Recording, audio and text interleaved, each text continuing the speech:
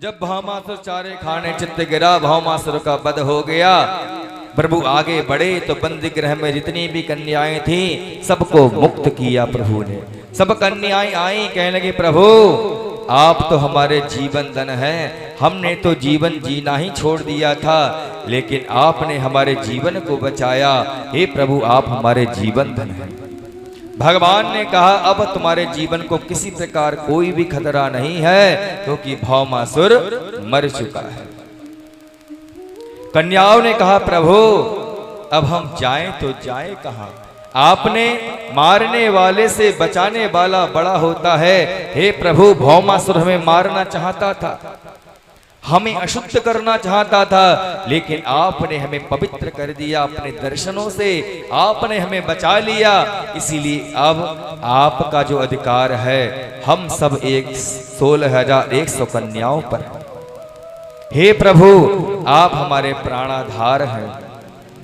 भगवान ने कहा अब आपको कोई चिंता नहीं, भौमासुर से कोई खतरा नहीं, वह तो मर चुका है।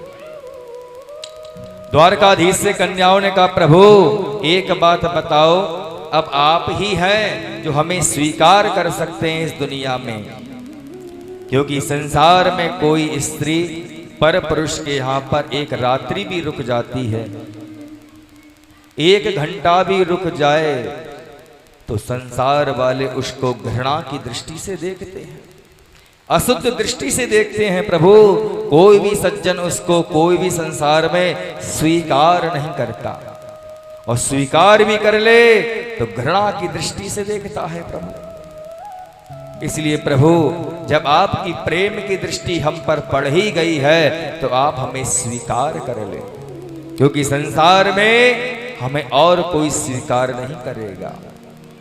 और सच भी है, 16,000 कन्याओं को अगर प्रभु स्वीकार नहीं करते तो संसार में और कोई स्वीकार भी नहीं करता। कन्याओं ने कहा प्रभु अगर आप हमें स्वीकार नहीं करेंगे तो हम अपने प्राणों का परित्याग कर देंगे, और मरने के बाद जो है हम आपको चरणों में खुद को समर्पण कर ही देंगे, क्योंकि अब ये जो जीवन है ना प्रभु आपके ही हवाले है। अब चाहे मारो या तारो प्रभु। बंधुओं भगवान के होते हुए कोई अनाथ नहीं हो सकता। जब जीवन के सब सहारे टूट जाते हैं तो परमात्मा का ही सहारा रहता है। सभी ये 16,100 कन्याएं क्या कहने लगी?